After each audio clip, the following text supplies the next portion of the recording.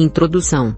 Numa época em que o pentecostalismo era tratado com desdém, e a presença da mulher no ministério era objeto de escárnio, Maria Orteter abriu caminho fervorosamente através da América, dirigindo poderosas campanhas evangelísticas em que milhares de pessoas foram curadas e encontraram a salvação. Suportando a crítica acirrada dos líderes das igrejas tradicionais, ela preferiu ouvir ousadamente a voz de Deus, e foi uma das pioneiras do movimento pentecostal no início do século XX. Nascida em 22 de julho de 1844, no estado de Ohio, de pais não crentes, Maria frequentou uma igreja cristã, a Igreja dos Discípulos. O pai morreu alcoólatra, deixando a mãe de Maria na pobreza, com 8 filhos para criar. Aos 13 anos, ela foi à frente, na Igreja dos Discípulos, e aceitou Jesus. Entretanto, a sua salvação só iria ocorrer no dia seguinte, no momento do batismo, quando o poder de Deus sobre ela de uma forma tão tremenda que ela desmaiou no espírito. Maria ouviu o chamado de Jesus para o ministério, mas, naquele tempo, sua igreja não admitia que mulheres exercessem nenhum ministério, exceto de missionária. Maria casou-se com o Sr. Woodward, e ambos prepararam-se para a obra missionária. Maria Orteter enfrentou a pobreza, a morte de alguns de seus filhos e problemas com a própria saúde, que era precária, mas considerava que todas essas provações visavam a sua preparação para o ministério. Durante algum tempo, ela se congregou com os Quakers. Ela e o marido continuaram a trabalhar arduamente, e a poupar dinheiro a fim de viajarem para o oeste, que seria o seu campo missionário. Sempre que uma igreja lhe permitia usar o púlpito, ela pregava a palavra e levantava ofertas para a obra missionária. Certa noite, pregando numa grande reunião da Igreja dos Discípulos, ela foi batizada no Espírito Santo. Em suas palavras parecia que a casa se enchera da glória de Deus. Senti-me como se fosse levantada acima de todas aquelas pessoas. Ela pregou num lugar chamado Covil do Diabo, e o avivamento irrompeu. Continuou pregando avivamento e fundou 2 igrejas. Sua pregação inflamada fazia-se acompanhar por milagres, curas, visões, profecias, línguas, e libertações. Tudo isso no início do século XX. Os devocionais aqui apresentados, preparados a partir de seus sermões e das anotações que fez em seu diário, documentam as reuniões realizadas durante o ano de 1916. Maria Orteter era uma mulher batizada no Espírito Santo. Ela foi contemporânea de William Seymour, Charles Parham, Smith Wigglesworth, John G. Lake, e participou do derramamento do Espírito que ocorreu na Rua Azusa, em 1906. E nos anos subsequentes, Maria Orteter, precursora de Kathryn Kuhlman, foi poderosamente usada por Deus para demonstrar que o poder do Espírito Santo está tão atuante nos dias de hoje, quanto na época da Igreja de Atos. Nosso desejo é que você, prezado leitor, seja cheio do Espírito Santo, e receba dele o batismo por meio da leitura destes devocionais, e das orações que eles inspiram. Larrique Falver, editor-geral. Capítulo 1. O amanhecer da vida. Nasci em Nova Lisboa, Condado de Columbiana, Ohio, 22 de julho de 1844, e era a 4ª filha de Samuel e Matilda Underwood. Os meus pais não eram cristãos, por isso fiquei sem os ensinamentos religiosos e a influência com a qual tantos lares são abençoados. O meu pai e minha mãe juntaram-se à Igreja dos Discípulos, um ano antes da morte de meu pai, que ocorreu em julho de 1855. A morte do meu pai foi a primeira grande tristeza de minha vida. Ele foi para a colheita com a saúde habitual, e eu nunca esquecerei a noite em que ele foi trazido para casa, congelado até a morte. Algumas crianças vizinhas e eu estávamos lá fora assistindo a uma terrível tempestade, quando vimos 2 estranhos se aproximando da casa. Eles vieram para trazer a triste notícia do que tinha acontecido,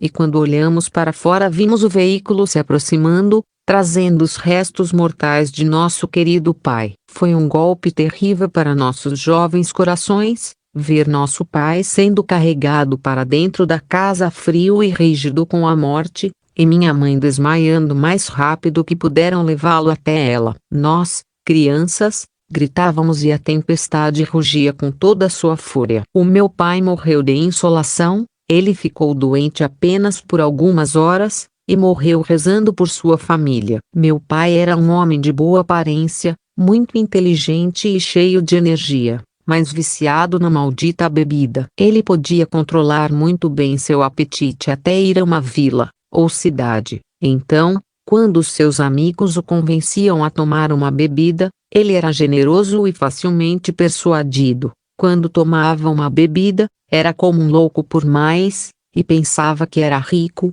e dava seu último centavo. Então, quando não tinha dinheiro para comprar bebida, ele penhorava suas roupas e voltava para casa para sua grande família e sua esposa de coração partido sem um centavo para comprar comida, e tudo em trapos. E nós, crianças pequenas, fugíamos e nos escondíamos. Nossas jovens vidas estavam cheias de terror e de dificuldades. Esta é a razão pela qual ficamos na pobreza com uma mãe doente e de coração partido e 8 crianças desamparadas, sem que ninguém no mundo inteiro viesse em nosso socorro. Sim, eu sou filha de um bêbado, com todas as outras provações sombrias a passar. Nunca antes tinha dado isto ao público, mas sinto-me guiada por Deus para que o mundo saiba como o Senhor me chamou e me levantou das profundezas, para que Ele possa ser tudo e em tudo, para provar que nenhuma carne se gloriará em sua presença. O Senhor deve estar fazendo a obra,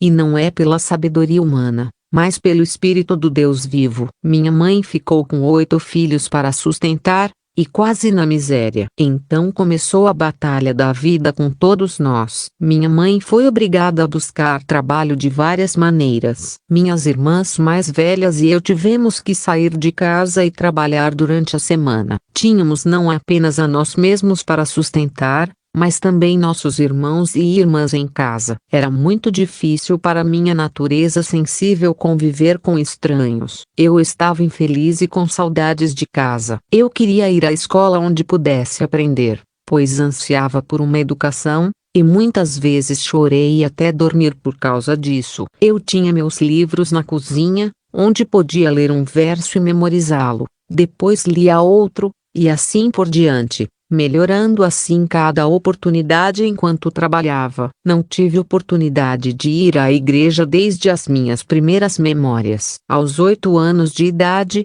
o meu coração estava cheio de um forte desejo de conhecer Deus. 2 das minhas irmãs se converteram em uma reunião metodista. Eu fui 1 ou 2 vezes. Meu coração estava derretido com o amor do Salvador, mas eles pareciam pensar que as crianças não tinham necessidade de salvação, e me impediram. Aos 13 anos de idade, participei de uma reunião da Igreja dos Discípulos. Toda a minha família era discípula nessa época. Quando ouvi a história da cruz, meu coração estava cheio do amor de Jesus. Meus olhos pareciam ser fontes de lágrimas. Eu estava sentada no fundo de um grande público, e fui a primeira a começar a buscar o Senhor. Parecia tão longe para o banco da frente, que parecia que eu nunca poderia chegar lá, mas eu disse, eu não posso deixar de perecer se eu for. Estou decidido a tentar, pois se eu ficar longe, sei que morrerei para sempre. O ministro, muito atencioso comigo, me disse muitas coisas boas para me encorajar e orou para que minha vida pudesse ser uma luz brilhante. Se ele pudesse ter olhado para a frente e visto o trabalho de minha vida para um mestre, certamente teria se alegrado em saber o quanto ele havia falado gentilmente com a pobre menina órfã. Mas então eu não fui convertida. Eles não acreditaram numa mudança de coração,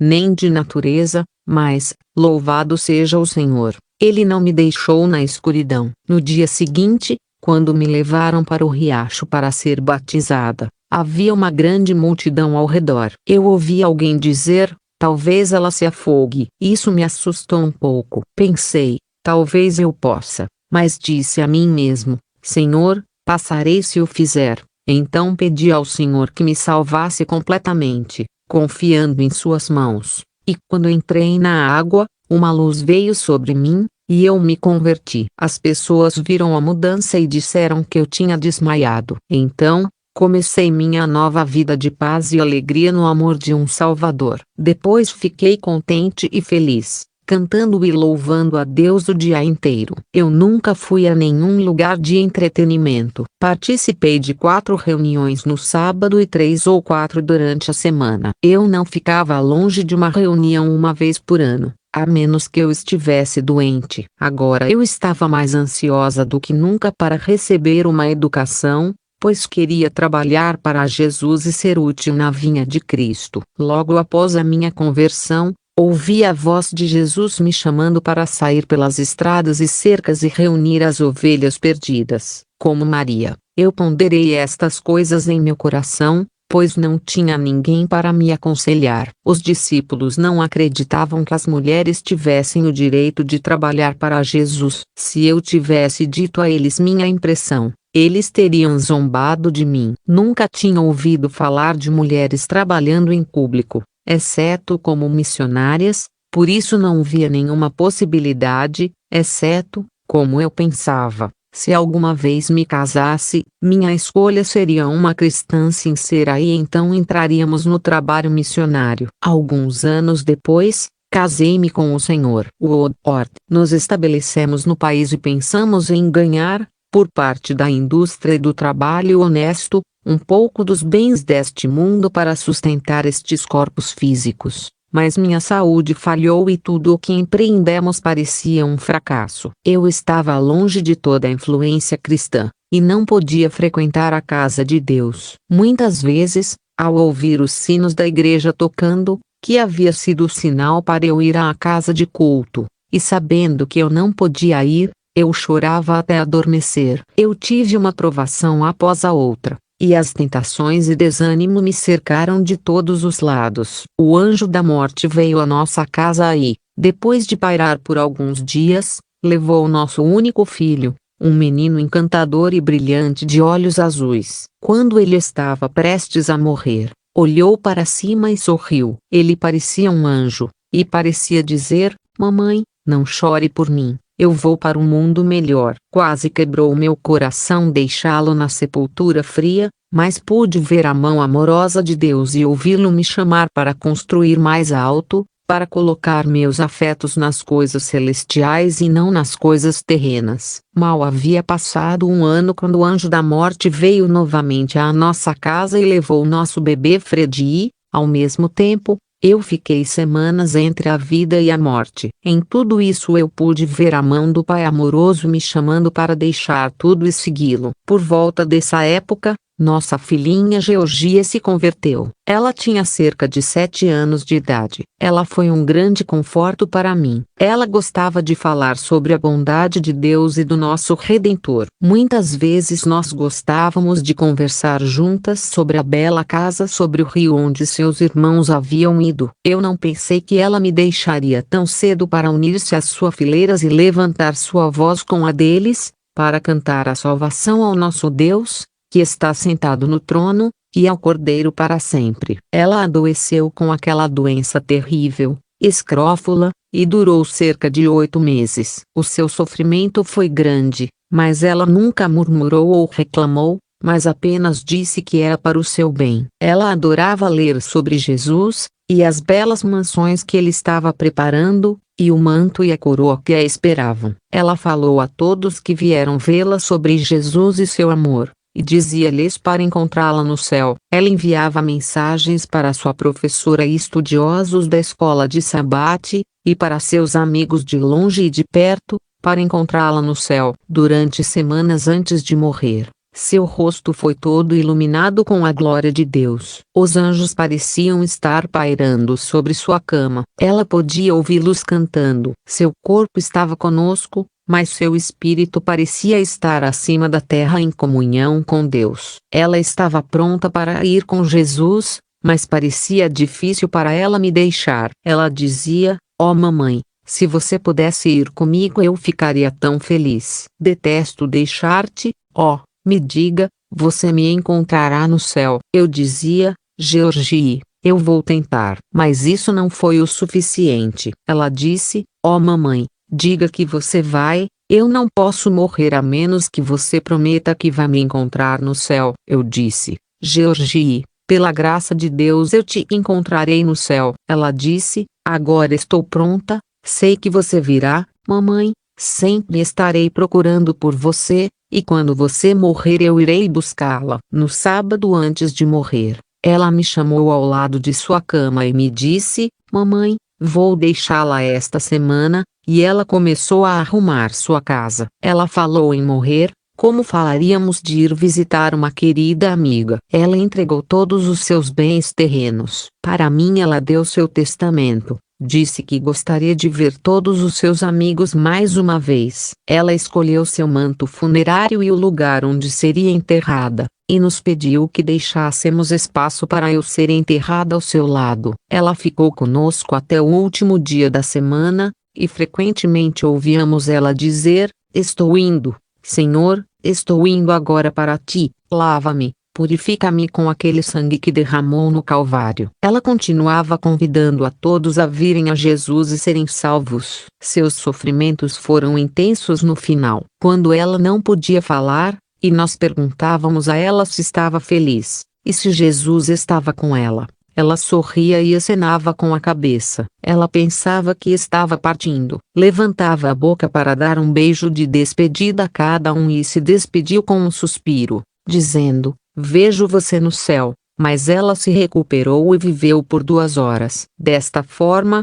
ela falou até ao fim, e o seu rosto brilhava com a glória do céu. Olhando para cima, disse ela, mamãe, vejo Jesus e os anjos, vejo os meus irmãozinhos, eles vieram por mim. E eles a levaram triunfantemente para a terra celestial. Parecia vê-los ao passarem pelos portões da Nova Jerusalém. Foi como a morte se separar da minha querida. Mas Jesus era muito precioso para minha alma. O céu estava mais próximo, Cristo era mais querido do que nunca. Eu tinha mais um tesouro na glória. Minha saúde tinha estado muito debilitada durante toda a doença dela. 3 semanas antes de sua morte, a pequena Gertie nasceu. Ela era a cara de Georgie, e parecia ter sua natureza doce, e eu pensei que à medida que ela crescesse, ela tomaria seu lugar, mas o precioso botão não tinha permissão de florescer neste mundo de pecado. Na idade de 4 meses,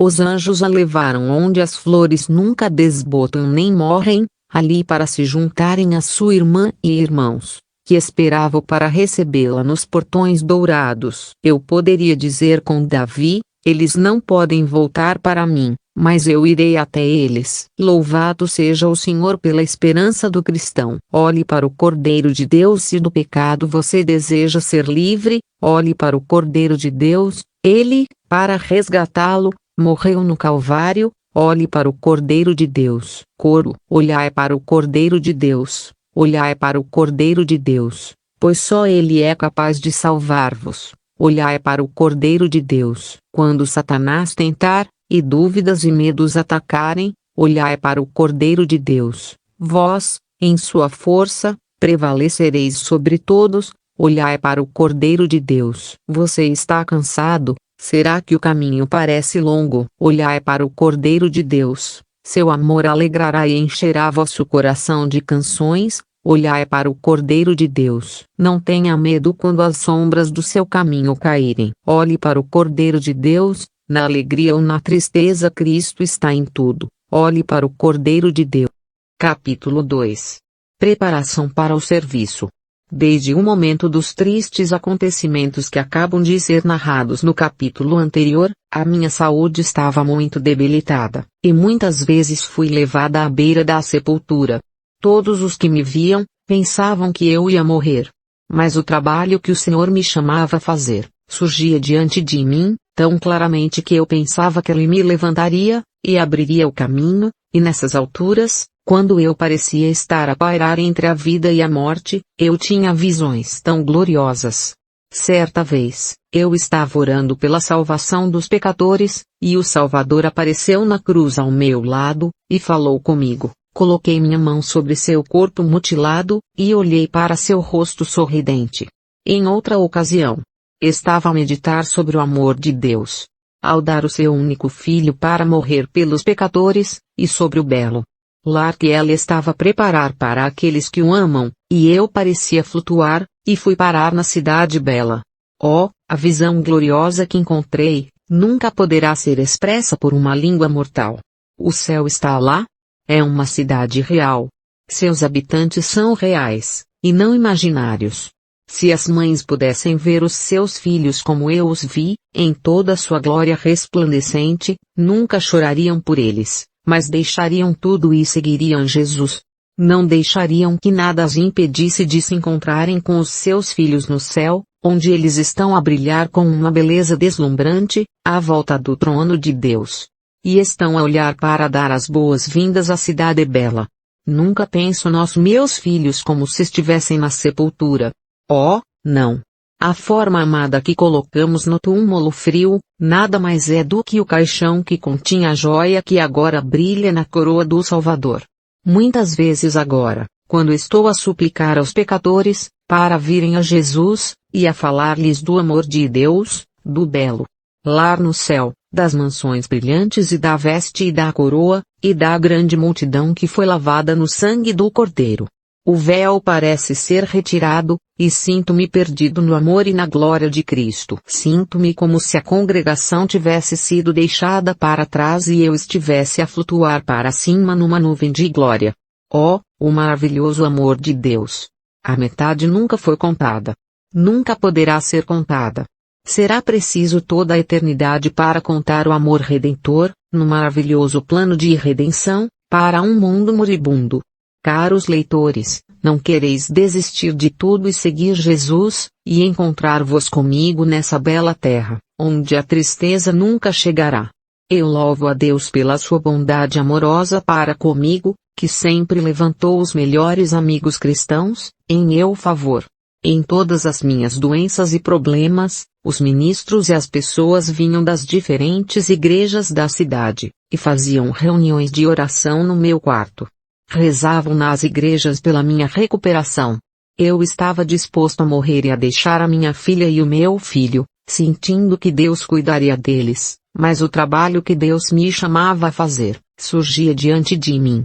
Durante todos estes anos, Deus tinha estado a preparar-me, mas eu não estava disposta. Sentia-me como um verme à sua vista.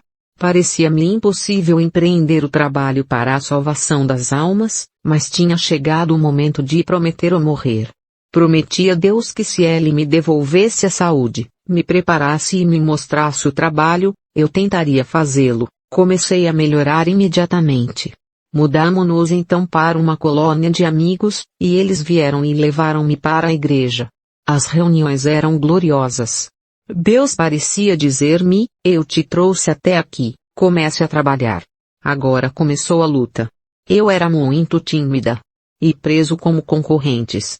Num espírito temendo ao povo. Quando me levantei para testemunhar, tremi como uma folha, e comecei a inventar desculpas. Ó Deus, manda outra pessoa. Então o Senhor, numa visão, fez-me ver o abismo aberto, em todo o seu horror e miséria. Havia choro, lamentações e ranger de dentes. Estava rodeado por uma grande multidão de pessoas, que pareciam inconscientes do seu perigo e que, sem um momento de aviso, cairiam nesse lugar horrível. Eu estava acima das pessoas, numa estreita prancha, que se estendia em direção ao céu, e estava a exortar e a suplicar as pessoas que subissem para a prancha e escapassem daquele lugar horrível. Muitos começaram a andar.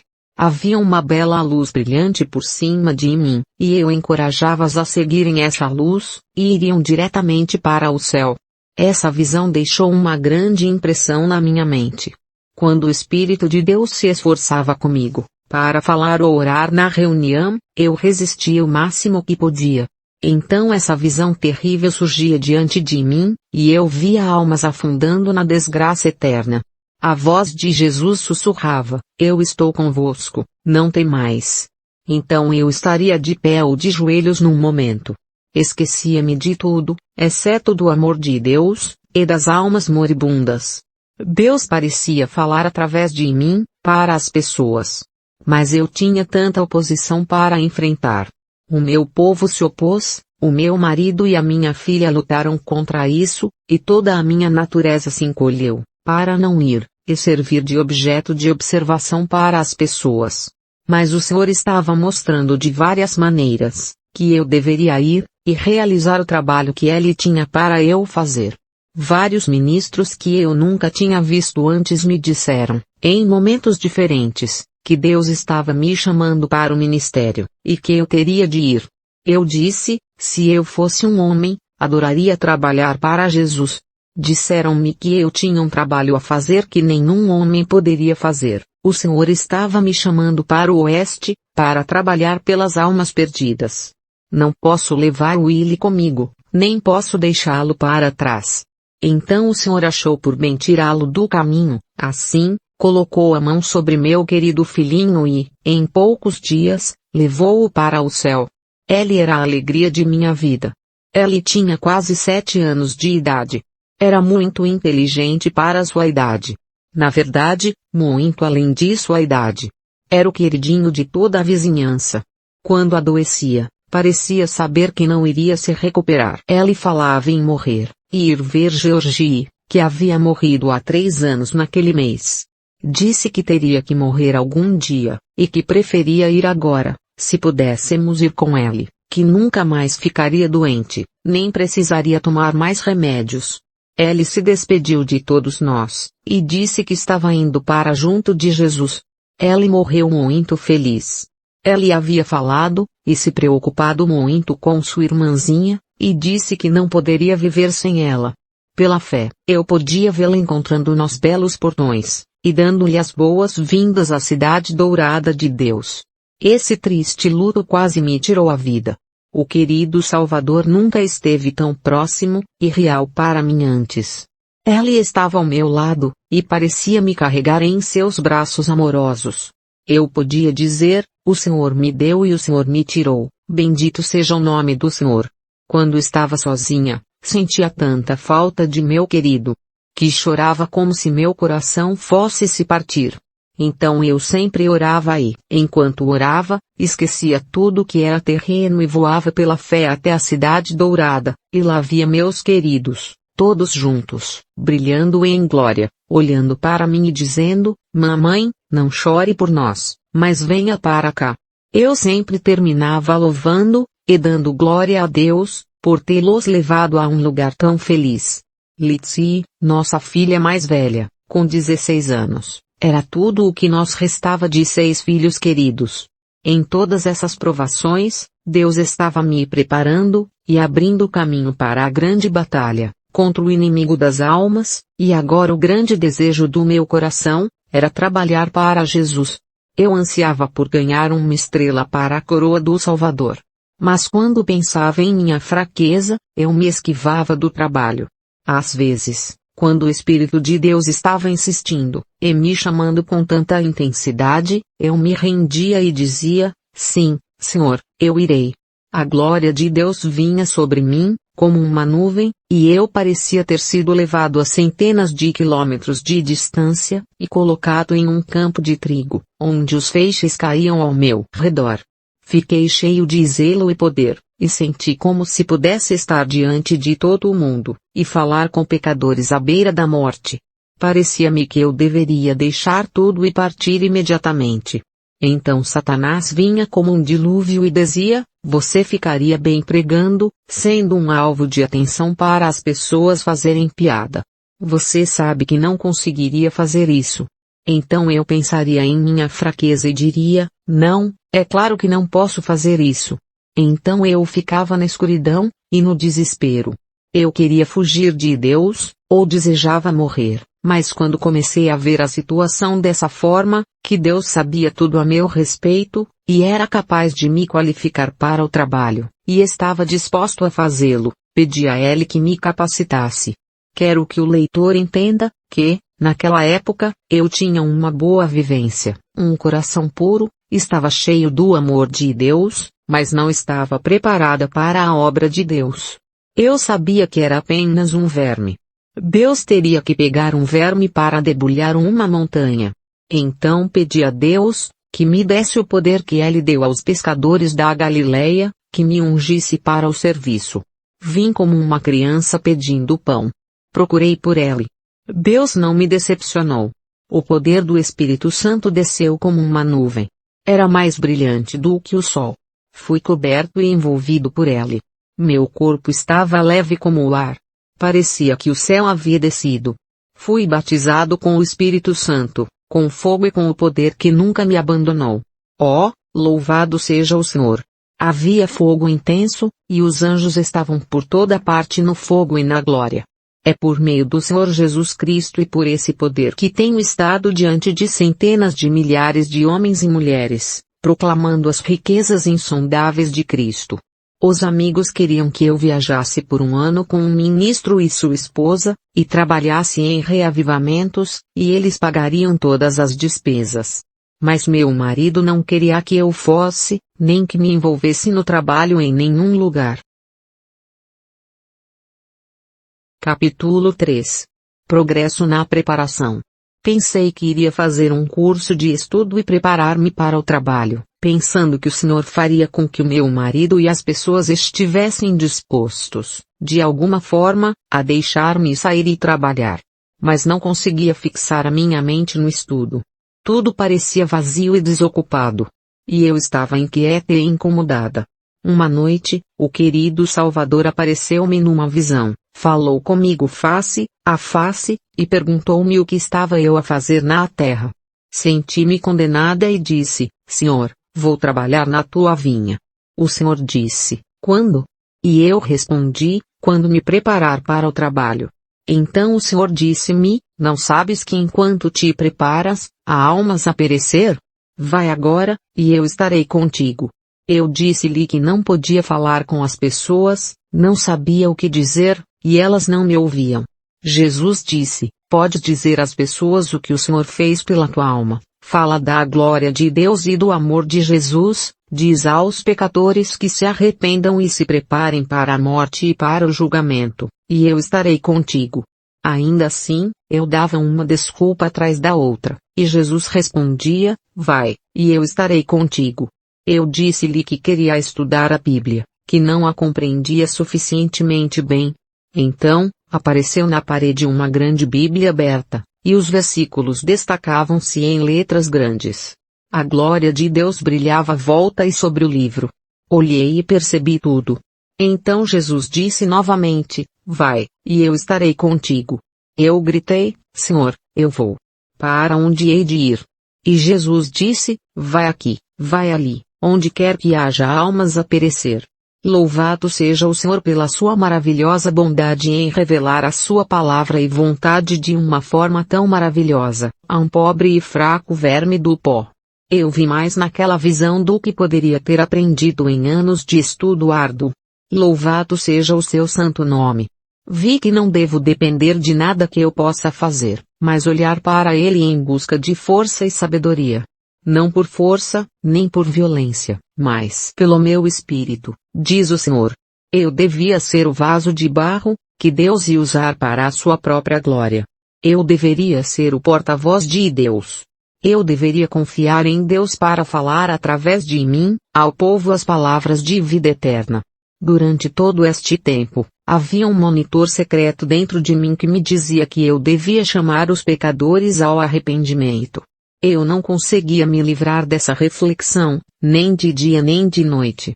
Caminhando ou sonhando, eu parecia ter uma grande congregação diante de mim, todos em lágrimas, enquanto eu lhes contava a história da cruz. Assim, durante meses e anos, eu debatia, e ainda assim eu vacilava e hesitava, e, como Jonas, ajustava a minha vela para Tarsis. Pensava que, se fosse um homem, seria um prazer para mim, mas para mim, uma mulher, pregar, se pudesse, sujeitar-me ao ridículo e ao desprezo entre os meus amigos e parentes, e traria opróbrio sobre a sua gloriosa causa. Sempre que eu tinha problemas, fugia para a fortaleza da fé, da graça e da oração. Mas quando eu ia em segredo para orar, As palavras pareciam vir a mim: tu me negas diante dos homens, e eu te negarei diante de meu Pai e dos santos anjos. Então, eu ia à minha Bíblia e procurava ensinamentos e exemplos. Quem fez pouco de Miriam quando o escritor disse: então, Miriam, profetisa e irmã de Arão, pegou um tamborim, e todas as mulheres a seguiram, tocando tamborins e dançando. Mais uma vez, o Senhor fez o seu povo errante lembrar-se da sua grande bênção a Israel, quando disse: não te enviei Moisés, Arão e Miriam, para serem os teus líderes. E novamente os profetas foram ordenados por Deus. E, quando havia problemas, Baraque não ousava enfrentar o inimigo, a menos que Débora liderasse a caravana. E a nobre mulher, sempre pronta a trabalhar para Deus e para a sua causa, disse: irei certamente. O povo de Deus não deve ser uma presa para o inimigo. Oh, não, convocai os homens de Israel, os poderosos exércitos de Císera, estão a reunir-se. Ao continuar a ler a minha Bíblia, vi que, em todas as épocas do mundo, o Senhor levantou homens, mulheres e crianças da sua própria escolha.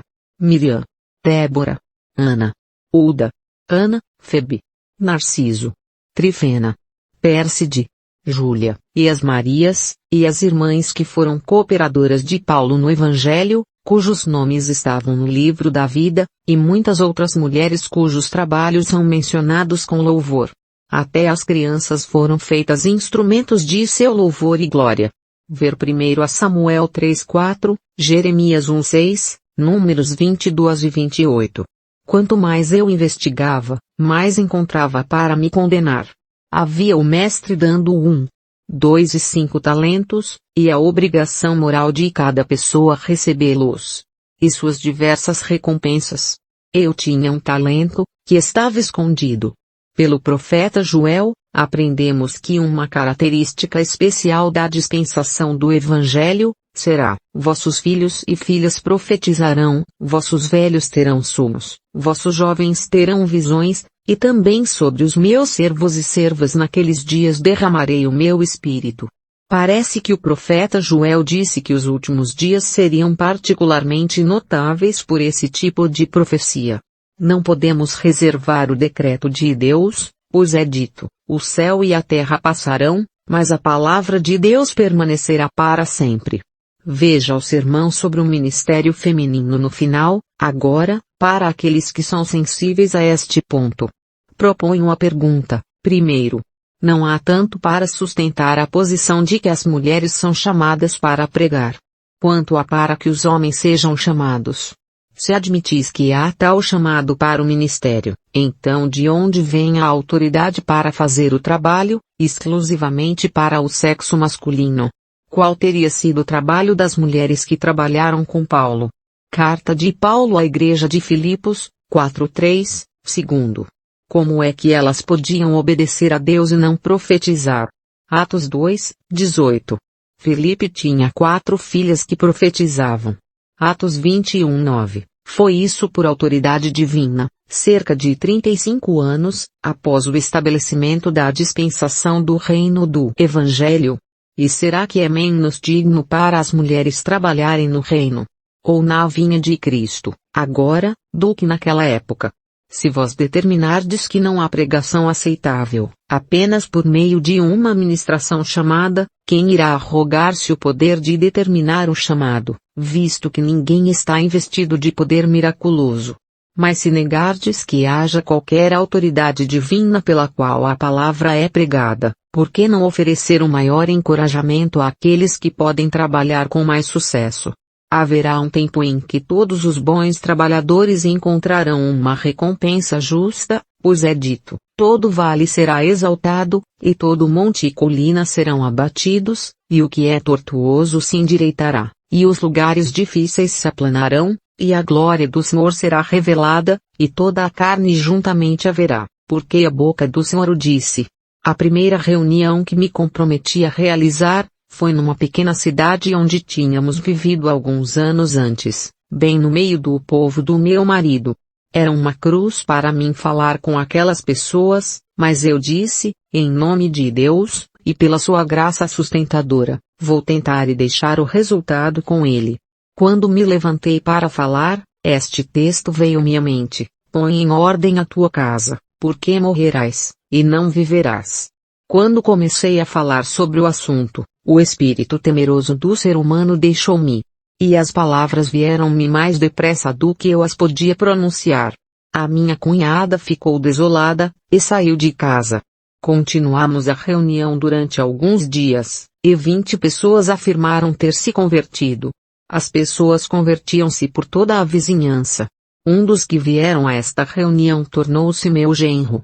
Continuei a cuidar da casa e a dedicar o máximo de tempo possível às reuniões, para dar ao meu marido a oportunidade de ir ao seu trabalho.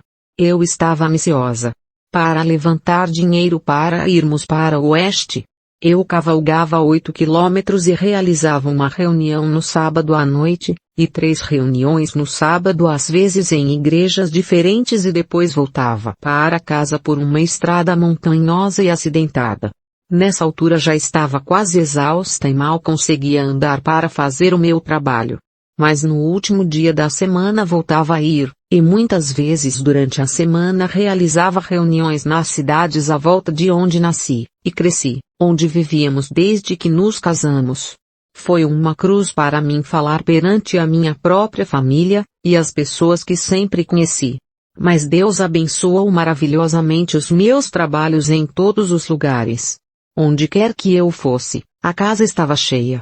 Eu não escrevia os meus sermões nem tinha esboços de sermões. Pegava num texto e confiava em Deus para me guiar à sua maneira. Eu estava a realizar uma reunião durante alguns dias no local onde fui criada, e a casa estava cheia todas as noites. Uma noite, não consegui obter um texto. As pessoas foram chegando até que a casa ficou lotada. Comecei a ficar assustada. Um irmão me disse: os discípulos vão aparecer esta noite. Ali estava eu, com várias centenas de pessoas à minha frente, e nenhuma mensagem. Nada para falar. Tudo estava vazio. Comecei a suplicar a Jesus. Disse-lhe que me tinha chamado para pregar, que estava aqui uma multidão esfomeada e eu não tinha pão para lhes dar. Para confirmar a sua promessa, e para se glorificar ao manifestar o seu poder a este povo, veio-me a palavra: que vais fazer com Jesus, que se chama o Cristo? E também o lugar onde encontrar o texto. Jesus parecia sussurrar-me ao ouvido: estou convosco, não tenhais medo. Abri a reunião e repeti o texto. Ao fazê-lo, o poder veio, e parecia que tudo o que eu tinha de fazer era abrir a boca. As pessoas por toda a casa começaram a chorar. Falei durante 1h15. O poder veio como quando recebi o batismo do Espírito Santo. Parecia que a casa estava cheia da glória de Deus. Senti-me como se estivesse a ser puxado para cima das pessoas. Glória a Deus por ajudar um verme do pó. Para a glória de Deus e para encorajamento daqueles que estão empenhados em trabalhar pelas almas perdidas, para provar que nenhum lugar é demasiado difícil para Deus, se apenas confiarmos nele. Vou contar-vos a vitória que Deus me deu num lugar chamado Devil's Den, caverna de demônios. Este lugar distinguia-se pela infidelidade e ceticismo. Havia uma velha igreja livre, na qual nunca se soube de ninguém que se tivesse convertido. Alguns dos nossos melhores ministros tinham tentado realizar reuniões aqui, mas tinham ido embora com desgosto. Este lugar ficava a mais de 9 quilômetros de casa. Recusei-me várias vezes a ir a este lugar, mas por fim decidi ir, crendo que Deus abalaria os alicerces da infidelidade e que haveria um abalo entre os ossos secos. Uma grande multidão se reuniu. Tinham vindo por mera curiosidade, esperando ver-me sair. Eu tinha que falar, orar e cantar. Mas Deus estava lá em grande poder. Alguns daqueles infiéis empalideceram e tremeram nos seus lugares. Por alguns dias eu mal consegui encontrar um lugar para ficar. Eu marquei reuniões durante o dia, mas eles disseram: não podes ter reuniões durante o dia, ninguém virá. Disse-lhes que se não viesse mais ninguém, eu iria orar para que Deus derramasse o seu poder sobre o povo. Por volta do 4º dia, algumas pessoas converteram-se de forma brilhante. foram para o trabalho. A notícia espalhou-se como fogo, e os cristãos, os cantores e os ministros vieram a quilômetros de distância. Havia centenas que não conseguiam entrar na casa. As portas e as janelas estavam abertas, e a ordem era tão boa que penso que quase todas as pessoas de fora podiam ouvir. Realizei a reunião durante 2 semanas, e 75 pessoas converteram-se ao Senhor. Um homem idoso e a sua esposa, com cerca de 75 anos de idade, e 9 dos seus filhos, converteram-se. Quase todos os que se converteram tinham mais de 20 anos de idade. Alguns dos pecadores mais endurecidos de todo o país se converteram. Tiveram de confessar que Deus estava ali com um poder maravilhoso. Organizei uma escola sabatina de 150 alunos, e coloquei como superintendente um homem que tinha sido um bêbado notório. Designei 2 reuniões de oração para cada semana, e estabeleci reuniões todos os sábados. Diferentes ministros se comprometeram a pregar. As pessoas diziam que era uma obra gloriosa, mas que não podia durar muito, que quando eu partisse, ela iria afundar-se. Bendito seja Deus! Ouvi falar de apenas um que voltou para o mundo. Louvado seja Deus, a obra continua, e o deserto do pecado floresceu como a rosa. Onde havia maldição e blasfêmia, há cânticos e louvores a Deus. Nunca desanimemos, mas apoiemo-nos em Deus, e Ele nos dará sempre a vitória, se confiarmos nele e lhe dermos a glória. Louvado seja Deus pela vitória através da fé, na sua promessa e pela eficácia do sangue do Cordeiro. Permitam-me que diga, para encorajamento daqueles que estão a começar na obra do Senhor, que Deus prometeu estar sempre conosco, até o fim. Nós não somos nada mais do que o barro, através do qual Deus fala. Não pela força, mas pelo Espírito, diz o Senhor dos Exércitos. Se o Espírito Santo habita nos nossos corações, e brilha através das nossas vidas e ações, se, pela fé, aceitamos Deus na sua palavra, descobriremos em todos os momentos e lugares, que a sua graça é suficiente, e que nos dará sempre a vitória. Temos de reivindicar a vitória pela fé, antes que as muralhas caiam. Josué 6:20. Hino de adoração. Santo, Santo, Santo, Senhor Deus Todo-Poderoso, de manhã cedo nossa canção se elevará a ti, Santo, Santo, Santo, misericordioso e poderoso, Deus em 3 pessoas, Santíssima Trindade. Santo, Santo, Santo, todos os santos te adoram, lançando suas coroas de ouro, ao redor do mar de vidro, querubins e serafins se prostram diante de ti, que eras, e és, e sempre serás. Santo, Santo, Santo, Senhor Deus Todo-Poderoso, todas as tuas obras louvarão o teu nome. Na terra, no céu e no mar. Santo, Santo, Santo, Senhor Deus Todo-Poderoso, Deus em 3 pessoas, Santíssima Trindade. Capítulo 4. No trabalho. No caminho para casa, depois de uma reunião de reavivamento, peguei um forte resfriado, que se instalou na minha garganta. Paramos em Columbiana, a 16 quilômetros de casa. Quando estávamos lá, um líder de uma classe metodista, pediu-me que tomasse conta da reunião de oração, e pregasse para eles. Como era muito tarde para anunciar uma reunião, eu respondi-lhe que iria, se pudesse, e que teríamos uma reunião de louvor, pois eu só conseguia falar num sussurro. A igreja tinha ido atrás de estilo, orgulho, festivais, etc., até perder a sua força. Estava sem vida. Fui e, para minha surpresa, as pessoas estavam a chegar em multidão. Continuaram a chegar até a casa ficar cheia, e diziam que a casa tinha capacidade para 1000 pessoas. Ali estava eu, mal conseguindo sentar-me. Tão rouca que mal conseguia falar, sem nenhum ministro ou alguém para me ajudar. Nunca tinha estado perante uma congregação assim, ou com tanto estilo. Tremi na minha cadeira, mas, como me agarrei a Deus. Em oração silenciosa, pedi-lhe que me tirasse o frio e a rouquidão, e o espírito temeroso do homem, e tudo mais, e que me deste uma mensagem para aquele povo moribundo. Pensei que, se conseguisse subir ao púlpito, Diria às pessoas que tinha sido um erro, que não tinha prometido falar. Parecia tão longe. Mas fui, e levantei-me para pedir desculpas. Pela primeira vez, desde que comecei a trabalhar para o Senhor. Enquanto fazia, este texto veio-me à mente: estou a fazer uma grande obra, e não posso descer. Confiei em Deus para me tirar o frio. Nos primeiros 5 minutos, eles mal conseguiam entender uma palavra. Depois a minha voz tornou-se clara e forte, e eles podiam ouvir distintamente em toda a casa, e as palavras pareciam sair. Falei durante 1 hora, e o poder de Deus manifestou-se maravilhosamente.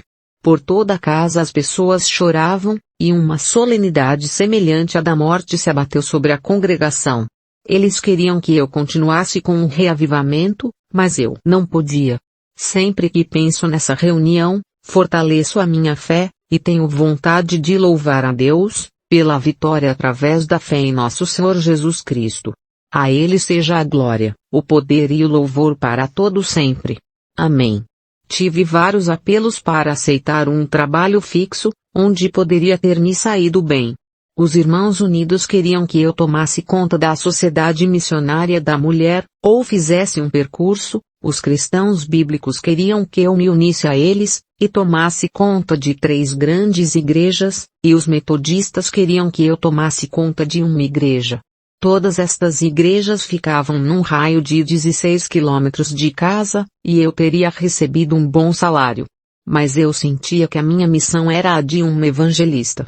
Sentia que o meu trabalho não estava confinado a um cargo ou lugar, mas onde quer que o Senhor me conduzisse.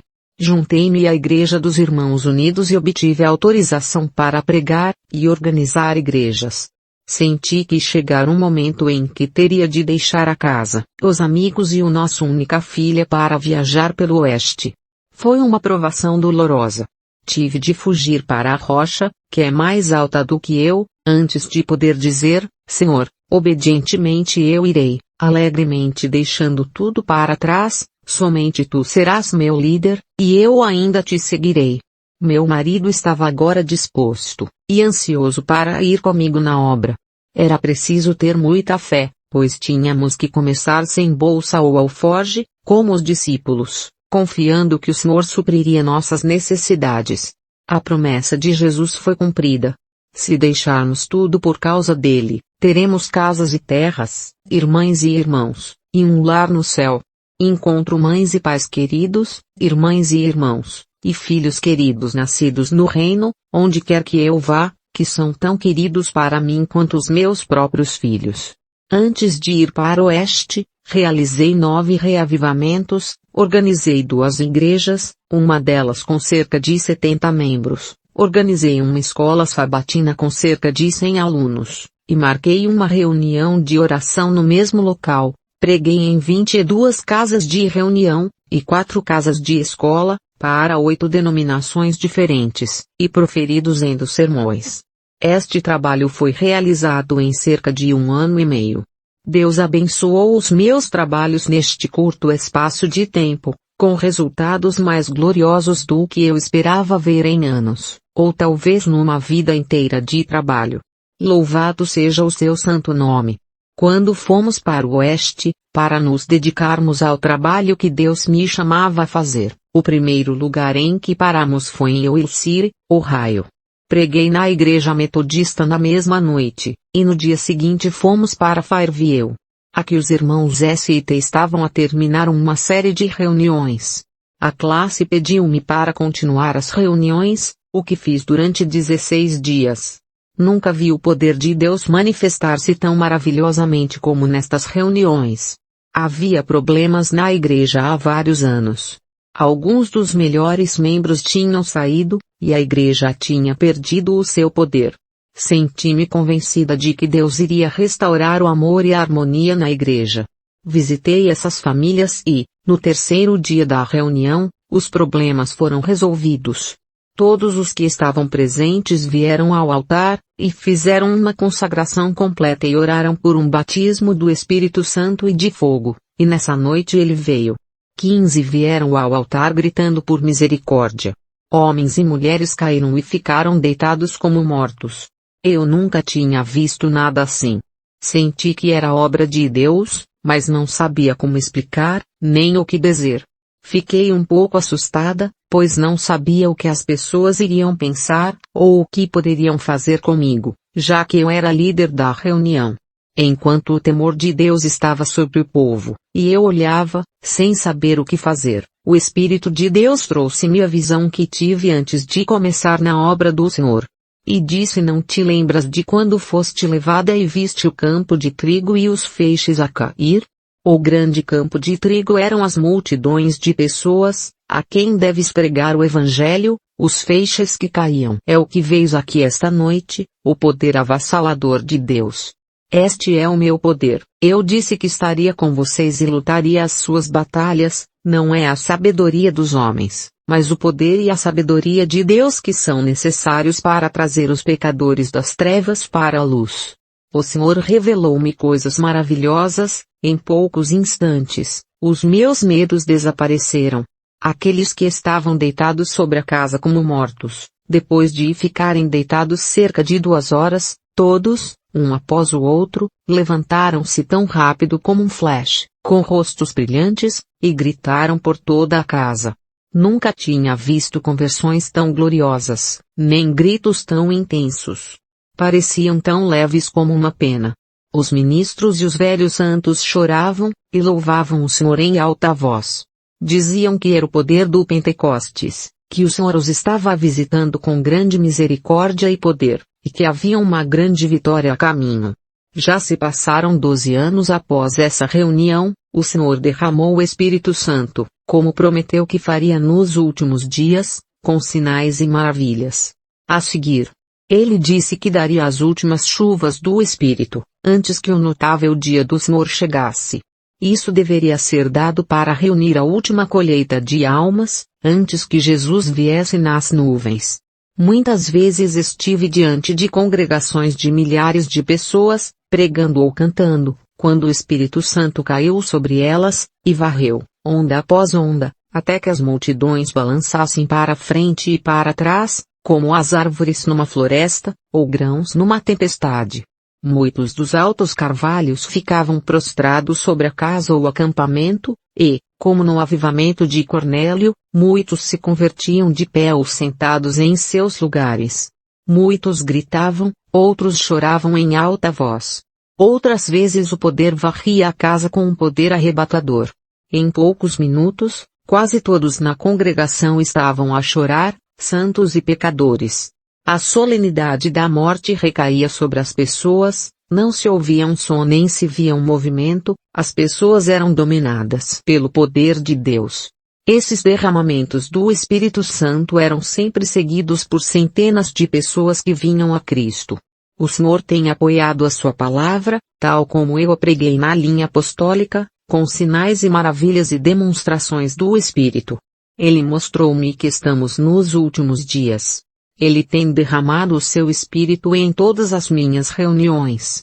Louvado seja Deus, não importava como o Espírito Santo vinha, eu sabia que o Senhor estava guiando.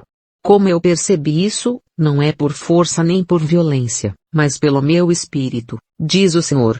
Oh, quão preciosas são estas palavras do nosso amoroso Pai, abre bem a tua boca e eu a encherei, e não temas a sua face. Porque eu sou contigo para te livrar, diz o Senhor.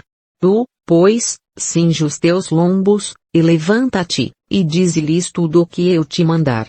Não te espantes com a cara deles, para que eu não venha e te confunda diante deles. Vai, e eu serei contigo. Seja forte e corajoso.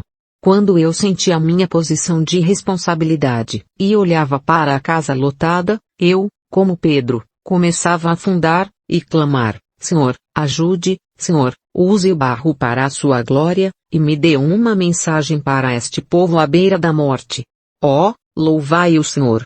Pelo seu maravilhoso cuidado por nós, e pela sua maravilhosa salvação, que enche as nossas almas de glória, que nos tira o medo da perseguição, o medo do homem e o medo dos demônios, e nos faz regozijar no meio das provações, lembrando-nos, de que todas as coisas cooperam para o bem daqueles que amam o Senhor, etc. que nos tira o medo da morte, e quando olhamos para a sepultura, ouvimos um grito do Calvário, dizendo: Eu sou a ressurreição e a vida. A morte é a porta para a glória. O meu trabalho seguinte foi na Capela Betel, no circuito de Santa Maria, onde realizei uma reunião de avivamento, que durou 11 dias. A classe estava em más condições. Havia problemas na igreja há 9 anos. 16 membros ou mais tinham deixado a igreja, mas a harmonia e o amor foram restaurados na classe, e quase todos os que tinham saído voltaram. O padre D, que tinha estado fora da igreja toda a sua vida, saiu e juntou-se à igreja, e 11 membros da sua família seguiram-no. Um irmão consagrou-se ao ministério, e está agora a pregar o evangelho glorioso. Um infiel foi convencido e convertido, e agora está no ministério. 135 pessoas subiram ao altar, 39 uniram-se à classe, obreiros cristãos e ministros vieram de todas as partes, e tivemos um tempo glorioso. A casa estava cheia até transbordar, metade das pessoas não conseguiu entrar. As pessoas que estavam à espera não puderam entrar. Não havia lugar para os que estavam a chorar. O altar e os assentos laterais estavam cheios, e na noite em que encerrei a reunião, havia 32 no altar. Parecia que todos os que chegavam se convertiam. 2 jovens assistiram à reunião durante todo o tempo, e foram profundamente conscientizados. Trabalhei com eles dia e noite. Senti-me impressionada por aquela ser a sua última oportunidade, e se não viessem para Jesus, a sua condenação estaria selada. Disse-lhes que acreditava que a morte estava no seu caminho. Eles ficaram pálidos, mas não se renderam. Pouco tempo depois do fim da reunião, ambos adoeceram quase ao mesmo tempo, e ambos ficaram inconscientes até ao fim, indo para a eternidade sem um raio de esperança. As pessoas lembravam-se de como eu tinha trabalhado com eles e pensavam que era um aviso de Deus, para que outros fugissem para os braços de um Salvador, e escapassem à vingança de um Deus justo. Oh, é uma coisa terrível morrer sem Cristo, é dar um salto na escuridão, e descer as águas escuras do Jordão sem Cristo, para iluminá-lo com a sua glória. Em Indiana fomos ao Pleasant Mills, em Indiana, para realizar uma série de reuniões, e lá encontramos a classe quase desfeita. Só consegui encontrar 6 que tinham alguma experiência, eles estavam desanimados. Até mesmo o ministro não tinha esperança de que ela fosse edificada novamente. Os batistas eram fortes ali, e havia contendas entre as igrejas. Muitos dos irmãos aconselharam-me a não ir, mas eu pensei que, como era um lugar tão difícil, o trabalho era mais necessário ali do que em qualquer outro lugar. Reivindiquei a vitória antes de as muralhas caírem. Na noite em que comecei, havia apenas 2 membros presentes, embora a casa estivesse lotada. Falei a partir do texto: estou a fazer uma grande obra, não posso descer. Falei principalmente para a igreja. Disse-lhes que éramos irmãos e irmãs em Cristo, e que todos estávamos empenhados em construir um edifício para o Senhor, e que cada um tinha uma parte na construção. Convidei-os a saírem e ajudarem, que não era apenas um privilégio deles, mas Deus ordenou-lhes que viessem em auxílio do Senhor contra os poderosos, pois tínhamos uma grande batalha a travar e precisávamos de todos os soldados. Deus disse: malditos sois vós que não subis em socorro do Senhor contra os poderosos. As igrejas saíram todas, e não conseguíamos distinguir um batista de todos os irmãos. O irmão B, o ministro batista, saiu e ofereceu-se para fazer tudo o que pudesse. Muitos deles saíram numa boa experiência. 2 foram ao altar e se converteram, e todos nós ficamos unidos por laços de amor, que espero que durem para sempre. Ninguém parecia pensar que a igreja poderia ser edificada. Eles diziam: se algum bem é feito aqui, é mais do que eu espero. Eles não tinham fé, eu não podia depender deles de forma alguma. No terceiro dia, 2 homens idosos, com cerca de 60 anos, vieram ao altar pela primeira vez em suas vidas, e se converteram, e um jovem saiu, e eles foram direto para o trabalho. Ver para crer. Isto animou os membros, e tivemos um tempo glorioso. A casa estava cheia até transbordar, todas as noites. A reunião durou 16 dias. 55 vieram ao altar, e acho que quase todos foram brilhantemente convertidos. No sábado de manhã, não consegui encontrar uma mensagem. Quando cheguei à igreja, a casa estava cheia, e mesmo assim não tinha nenhuma mensagem. Quando me dirigi ao pátio, um irmão perguntou-me se eu iria pregar um sermão fúnebre.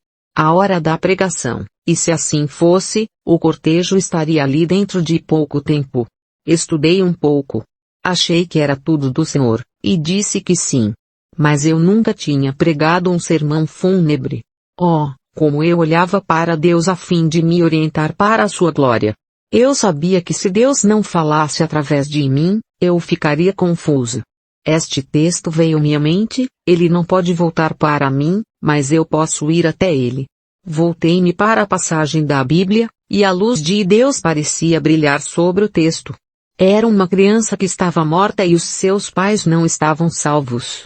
Ambos foram convencidos e prometeram-me não parar até encontrarem a pérola de grande valor. Quando me levantei e li o texto, o seu significado revelou-se, e o Espírito de Deus desceu com grande poder. As pessoas estavam a chorar por toda a casa. Oh, louvado seja o Senhor pela sua ajuda sempre presente quando confiamos nele. Enquanto realizava a reunião, visitei um homem que estava doente e não era salvo.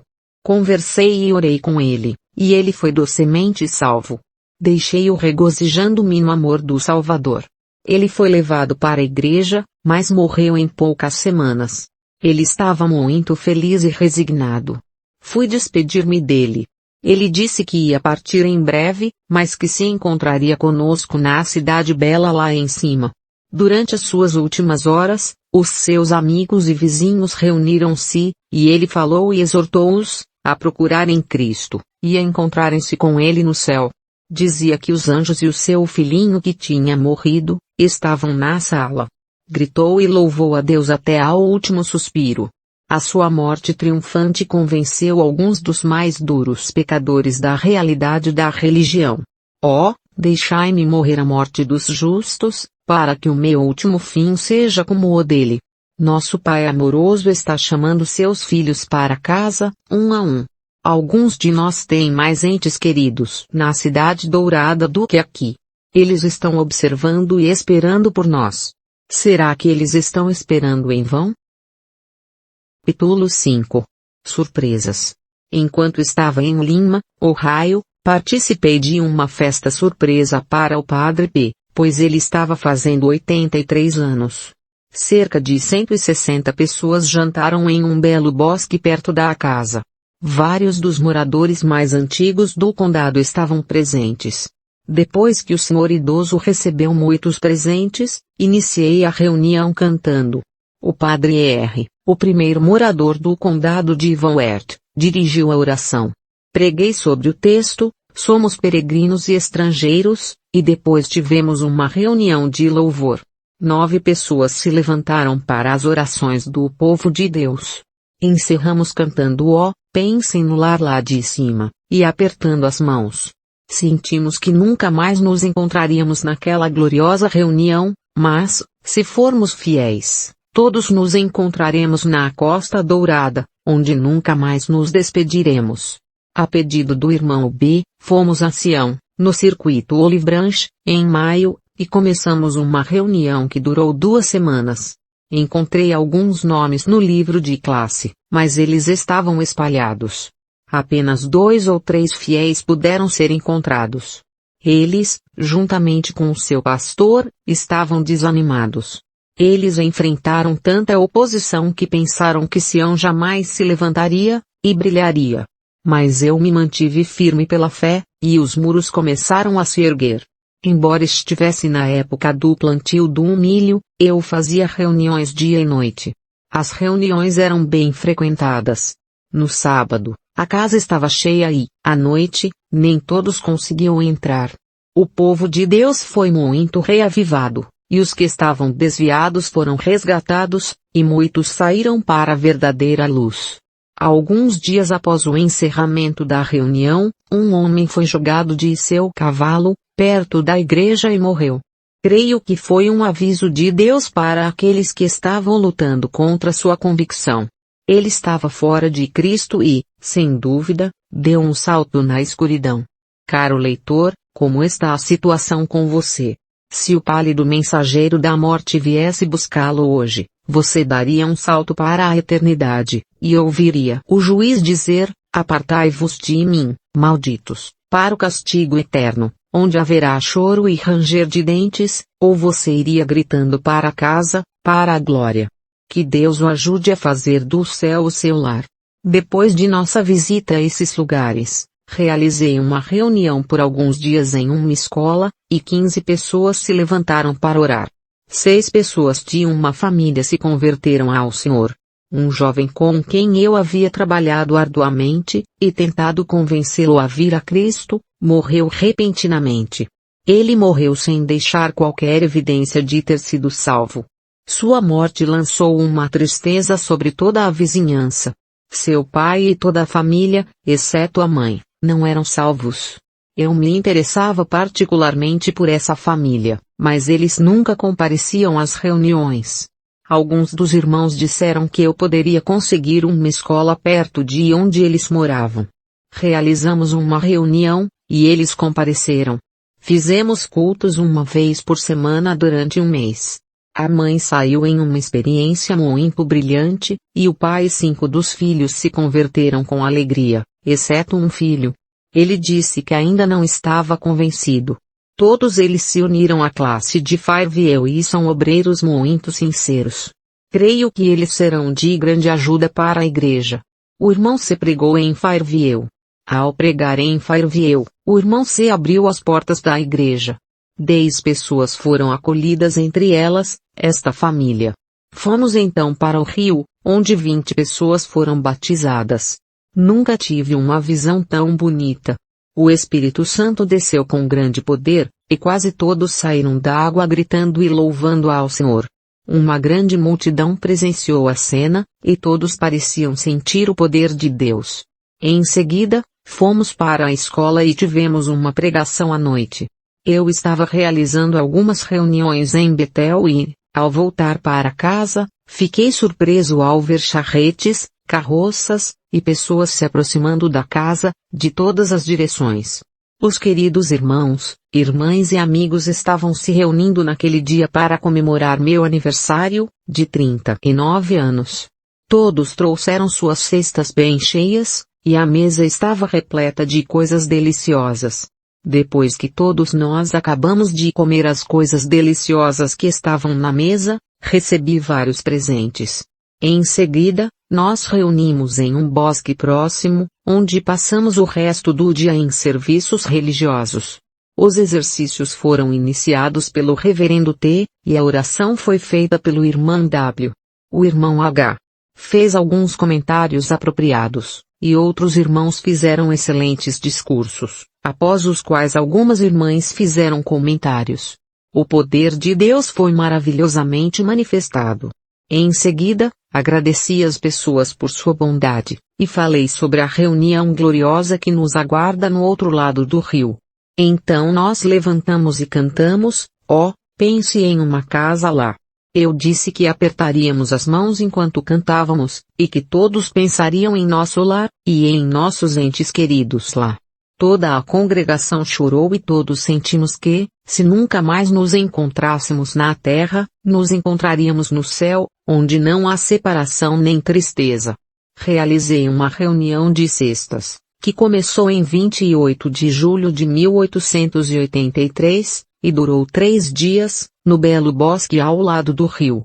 Houve um grande número de participantes, e prevaleceu a melhor harmonia. No sábado, cerca de 2.000 pessoas se reuniram no bosque. Tivemos uma reunião de louvor pela manhã.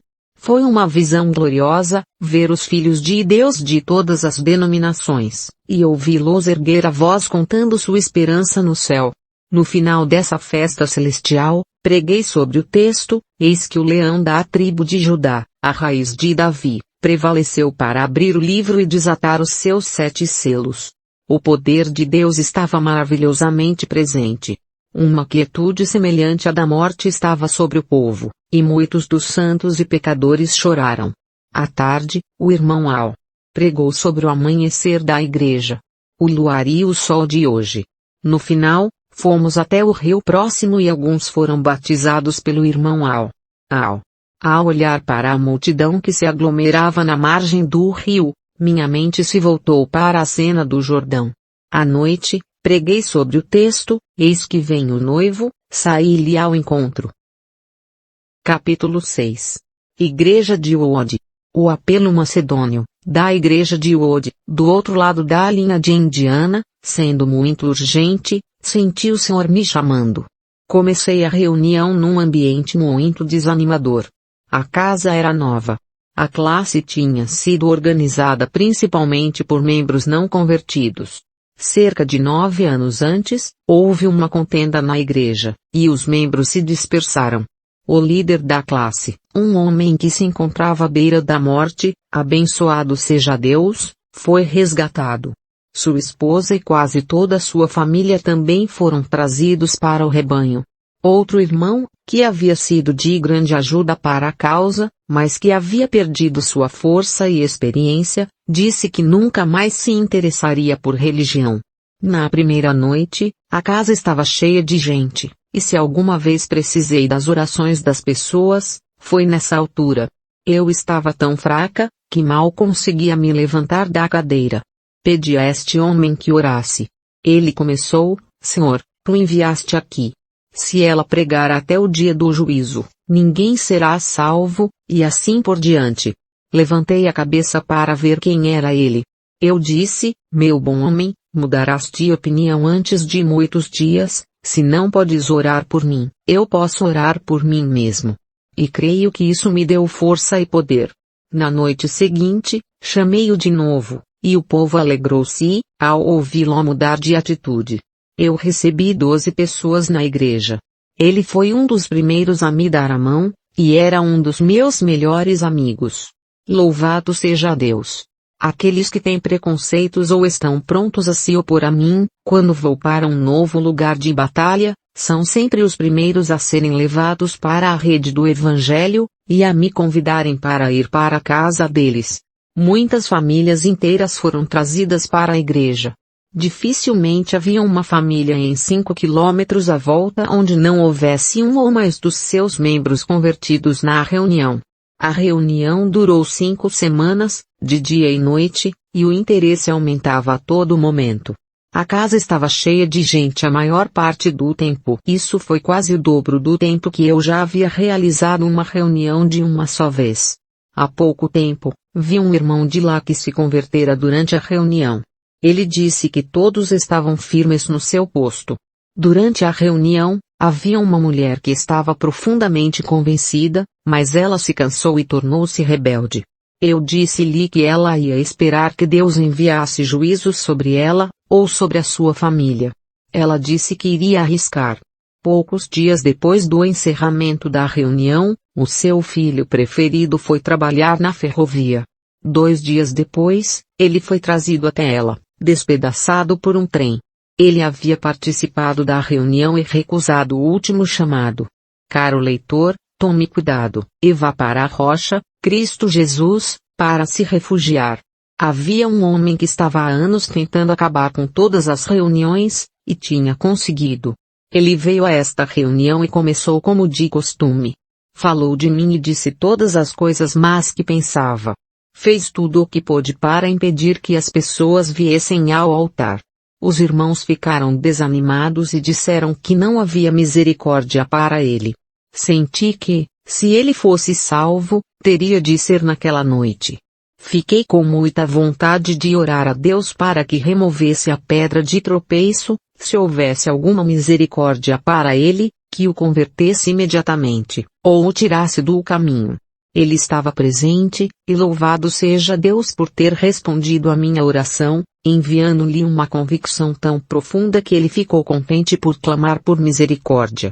Ele disse que acreditava que aquela oração o tinha salvado. Na noite seguinte, chamei-o para falar para a igreja. As pessoas ficaram muito surpreendidas por verem tal mudança. Deus pode, e vai nos dar a vitória se apenas confiarmos nele. Os metodistas pediram-me para ir a Shiloh, a 400 metros de Liberty. Foi o que fizemos. Visitei os membros da Igreja dos Irmãos Unidos e convidei-os a virem fazer uma reunião de união. Eles vieram e nos ajudaram, e nos convidou para as suas casas. Entre os muitos irmãos e irmãs bondosas estavam os irmãos F e suas famílias. Sempre me lembrarei deles pela sua bondade. Tivemos uma reunião gloriosa. Quase todas as casas se tornaram casas de oração. Havia 3 pessoas brilhantemente convertidas que já tinham passado dos 50 anos de idade, também um de 85 anos de idade, um cético e infiel. Ele tinha lutado contra todas as igrejas e insultado os ministros que tinham falado com ele. Visitei-o em sua casa. Vi que o velho era muito inteligente e estava bem informado sobre todos os assuntos, exceto sobre o que era de importância vital para ele. Oh, como o meu coração se compadeceu dele! Vi que era preciso fazer alguma coisa ou ele estaria perdido para sempre. Vi-o à beira da morte, e isso era um pesadelo para ele. Ele queria discutir sobre todos os pontos, exceto o correto. Eu trazia-o de volta à sua condição de perdido, dizendo-lhe que Deus me tinha enviado para o levar a Cristo. Vi que ele estava a ficar muito inquieto, que o Espírito de Deus se tinha apoderado dele, por isso fui-me embora. Ele ficou muito perturbado. Em poucos dias, mandou-me chamar para lhe dizer o que devia fazer para ser salvo e, enquanto eu falava com ele, chorava como uma criança. A sua mulher disse que era a primeira vez que o via chorar. Para surpresa de todos, ele foi conosco à igreja nessa noite. Sentou-se mesmo em frente ao púlpito, onde podia olhar-me bem na cara e perceber cada palavra. Falei a partir do texto: prepara-te para te encontrares com o teu Deus. Falei diretamente para ele e com ele. Ele achou que foi uma reunião maravilhosa. Disse que nunca tinha visto nada assim antes. Uma grande mudança veio sobre ele. Mas eu não estava satisfeita com a sua situação. Ele não conseguia entender a mudança de coração. Tal como Nicodemos, ele queria argumentar. Veio à reunião no dia seguinte. Eu fui até ele e conversei e orei com ele. Ele recebeu a bênção como uma criança. Entregou-se totalmente a Jesus e olhou para o céu à espera do testemunho, e, bendito seja o Senhor, ele veio. Deus abençoe e guarde, querido pai, espero encontrá-lo no céu, e falar da maravilhosa misericórdia de Deus, que o salvou na última hora. Capítulo 7. Visões. Ao chegarmos a Monroeville, condado de Allen, Indiana, chamamos o irmão M, o pastor responsável, e começamos as reuniões nessa noite na Igreja Episcopal Metodista, em novembro de 1883. A igreja, com poucas exceções, estava morta. Há anos que não havia um avivamento na cidade que desse resultado, e quase todos previam um fracasso. Há 9 ou 10 anos que não havia um banco de luto. Era um banco para as pessoas se ajoelharem e vivenciarem o novo nascimento, e também se ajoelharem pedindo perdão dos seus pecados. No final da reunião do dia seguinte, pedi ao secretário que pusesse o instrumento musical para trás, e trouxesse para a frente o pobre e desprezado banco do enlutado. Ele riu-se e disse que o faria. Quando as pessoas viram o banco dos enlutados, disseram que seria uma boa piada para mim, que não teríamos utilidade nenhuma para esse banco. Enquanto pregava nessa noite, gritei vitória. E disse-lhes para afastarem do altar, pois a casa estava cheia, e chamei os que queriam vir. Começaram a aproximar-se do altar, e continuaram a fazer isso durante 3 semanas, dia e noite. A igreja tinha se tornado tão formal, os seus membros andavam de forma tão inconsistente, que muitos dos melhores homens e mulheres tinham se tornado quase sépticos. Senti que seria necessária uma grande demonstração do poder de Deus, para convencê-los da verdade da religião prática. Tudo o que desejardes para a glória de Deus, eu farei. Acreditando na sua promessa, durante 3 noites orei para que Deus mostrasse o seu poder da sua maneira, para mostrar ao povo que Deus estava trabalhando. Pedi com toda sinceridade, acreditando que Ele responderia à minha oração. No terceiro dia, uma das irmãs idosas caiu prostrada, e ficou fria e rígida, como se estivesse morta, sem reação, exceto o bater do seu pulso. Deitamos ela no sofá do púlpito. Ela permaneceu ali o resto do dia, e, durante a reunião da noite, 2 outras senhoras caíram da mesma forma. As pessoas ficaram muito animadas. Dissemos ao público que, se viessem em silêncio, poderiam passar por ali e ver elas. Alguns tinham medo de lhes tocar. Vários dos irmãos e irmãs ficaram e cantaram e oraram com elas toda a noite. No dia seguinte, outras 6 pessoas caíram. Uma jovem foi derrubada enquanto estava de pé, com os olhos bem abertos. Tinha um sorriso doce no rosto. Estava iluminada com a glória de Deus, e parecia um anjo. Ela ficou assim por cerca de 2 horas. Depois levaram-na para casa, com mais 5 pessoas. Enquanto as levavam, uma após outra, sem qualquer reação, as pessoas ficaram assustadas e algumas fugiram da igreja. Eu nunca tinha visto nada assim. Oh, como a minha fé se fortaleceu! Senti que Deus tinha mandado isto em resposta à minha oração. Uma noite, eu estava a suplicar aos pecadores, que aceitassem o convite, para estarem presentes na ceia das bodas do Filho unigênito de Deus. Eu sentia que a morte estava muito próxima.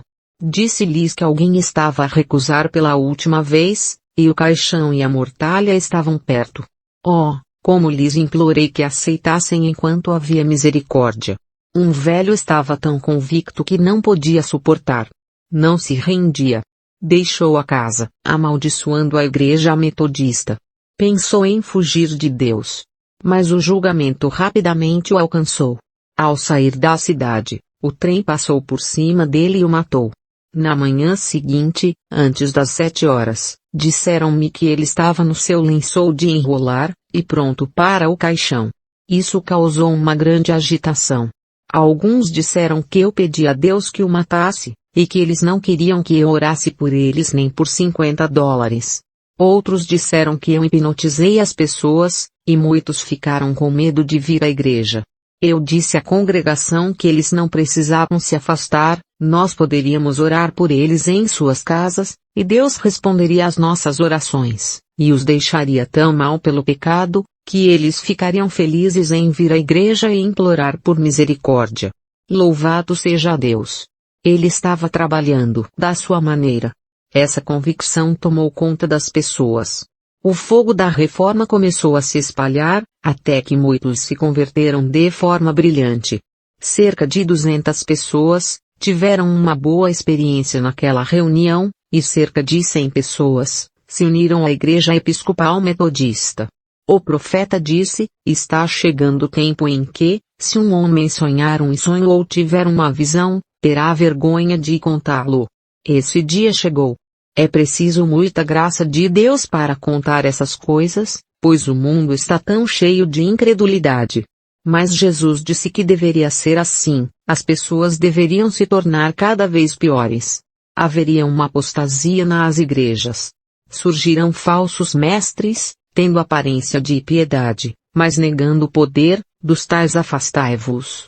Ao suplicar aos pecadores, como meu coração se volta para eles com amor e piedade, sabendo que a mesma mensagem selará o destino de alguns para a vida eterna, e de outros para a condenação eterna. É uma coisa terrível procrastinar, até que o Espírito nos abandone para nossa perdição, até que nos tornemos insensíveis, entregues à dureza de coração. Vivo eu, diz o Senhor Deus, que não tenho prazer na morte do ímpio, mas em que o ímpio se converta do seu caminho e viva. Convertei-vos de vossos maus caminhos, pois porque morrereis. A vida é apresentada a você sem dinheiro e sem preço, mas de nada lhe valerá a menos que você o aceite como seu salvador pessoal. Os demônios acreditam e tremem por causa do castigo que os aguarda. Hino de louvor. A última e bela manhã. A última e bela manhã, toda florida e bela, está passando rapidamente e logo aparecerá. Enquanto a poderosa, poderosa, poderosa trombeta soa. Venha, venha embora, ó. Estejamos prontos para saudar o dia feliz. E quando aquela manhã brilhante, em esplendor amanhecer, nossas lágrimas cessarão de correr, nossas tristezas desaparecerão. O noivo da glória descerá à terra, 10.000 anjos brilhantes o cercarão. As sepulturas se abrirão. Os mortos ressuscitarão, e, com o Redentor, subirão aos céus. Os santos então imortais em glória reinarão, a noiva com o noivo, para sempre permanecerão. Capítulo 8. O poder de Deus. Realizei uma reunião na Igreja Batista de Oakland, que durou 5 dias, e tivemos demonstrações maravilhosas do poder de Deus. Todas as outras denominações tinham preconceito contra essa igreja, por algum motivo que eu desconhecia, e não sentiam vontade de trabalhar e ficaram de braços cruzados. Os batistas eram muito fracos e não estavam funcionando bem. Alguns dos convertidos de outros lugares vieram e começaram a trabalhar com um poder maravilhoso. Nunca vi tais manifestações do poder de Deus antes, ou depois disso. A casa estava cheia da glória de Deus. Era como uma névoa. As pessoas caíam em seus assentos por toda a casa, dominadas pela glória de Deus. Os pecadores saíram clamando por misericórdia. Um universalista, um infiel e um católico, cada um com 70 anos de idade, foram convertidos. 2 deles saíram na última noite. O altar ficou lotado noite após noite. Cerca de 50 pessoas se converteram e muitas foram resgatadas. O trabalho tem prosseguido gloriosamente. Minha oração pelo querido povo de Oakland é que eles possam ser mantidos em paz e amor, até que Deus diga para subirmos mais alto, onde nos encontraremos novamente. Na sexta-feira à noite, realizei uma reunião na Igreja Luterana. Estavam presentes vários ministros de diferentes lugares, onde realizei reuniões no ano anterior. Todos eles deram bons relatórios sobre o sucesso das reuniões que realizei em seus locais de trabalho, e sobre a mudança na vizinhança. De fato, tivemos um momento de alegria. 14 ministros estavam presentes durante essa reunião. À noite, as pessoas vieram às centenas. Dizem que havia cerca de 2.000 pessoas no local e, embora as luzes fossem muito fracas, prevaleceu a melhor ordem. Havia 200 ou 300 pessoas presentes, que haviam se convertido em minhas reuniões no inverno passado. Meu coração saltava de alegria quando via seus rostos felizes, e os ouvia falar de suas alegrias no serviço do Senhor. Alguns eram idosos que haviam sido como brasas retiradas do fogo eterno. A hora da pregação havia chegado.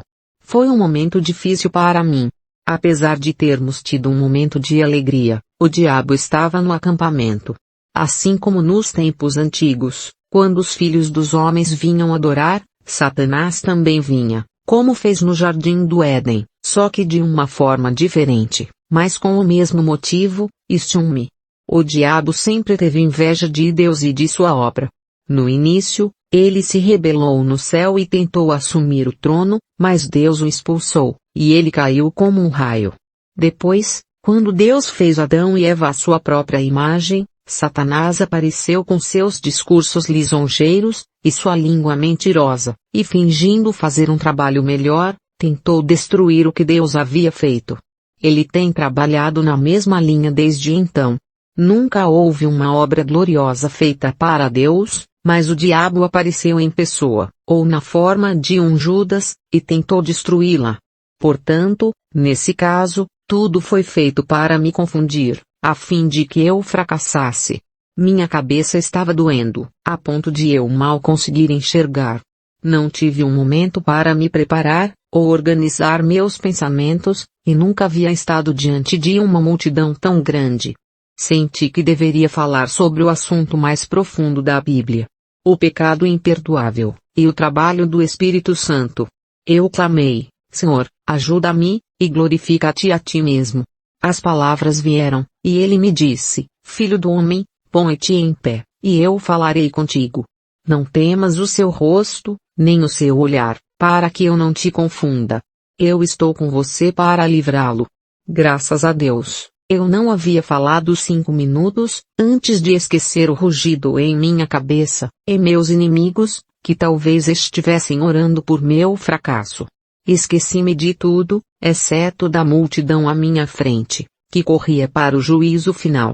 Nunca tive tanto poder e liberdade. O assunto foi-me revelado tão claro como o dia. As palavras vieram mais rápido do que eu podia falar. Glória a Deus por sua bondade amorosa e ajuda presente em todos os momentos de necessidade.